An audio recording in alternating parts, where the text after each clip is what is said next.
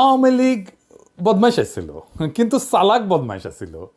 এরা তো দেখতেছে বেকুব টু দি পাওয়ার ইনফিনিটি। আবার দেখেন, আগে বলছিলাম না ওয়াজের স্টেজে উঠা আওয়ামী লীগের মতো বেদ্যবি করতো বিএনপি, আজকেও দেখেন কেমন বেদ্যবি করিচ্ছে ওয়াজের স্টেজে উঠা। আচ্ছা, আমি বিএনপির নাম নিয়ে কোনো কথা বলেছি?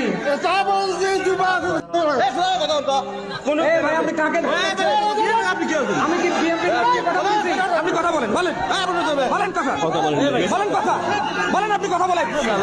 আপনার সাহস তো কম না।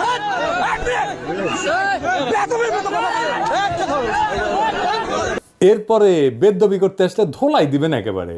একটা জায়গায় ধোলাই খেলে না সারা বাংলাদেশে সাইজ হয়ে যাবে। সেদিন দেখলাম ঠাকুরগাঁয়ের বিএনপি নেতা বলতেছে মির্জা ফখরুলের সমালোচনা যদি অযৌক্তিক হয় তাহলে বাড়ি ঘর থাকবে না। শুনেন, যৌক্তিক সমালোচনা করবেন, আমরা আপনাদেরকে বাহাবা দিব, ধন্যবাদ দিব।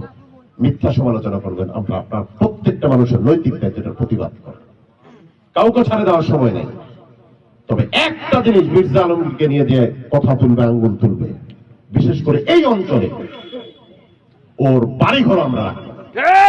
এ বেড়ার নাম মতিউর রহমান, ঠাকুরগাঁ সদর উপজেলার বিএনপির নেতা। যৌক্তিক আর অযৌক্তিক কেমনে বুঝবে? কে ঠিক করবে? বিএনপি তো ঠিক করবে। আর অযৌক্তিক হলে বাড়িঘরে হামলা করবে। রাজনীতিতে সমালোচনা থাকবে না? সমালোচনা তো থাকবেই, অযৌক্তিক সমালোচনাও থাকবে। সমালোচনা যদি অযৌক্তিক হয় তাহলে সেটা জনগণ ধরতে পারবে না? অবশ্যই পারবে ধরতে। তাহলে জনগণের উপর সে আস্থা রাখতে পারতেছে না কেন?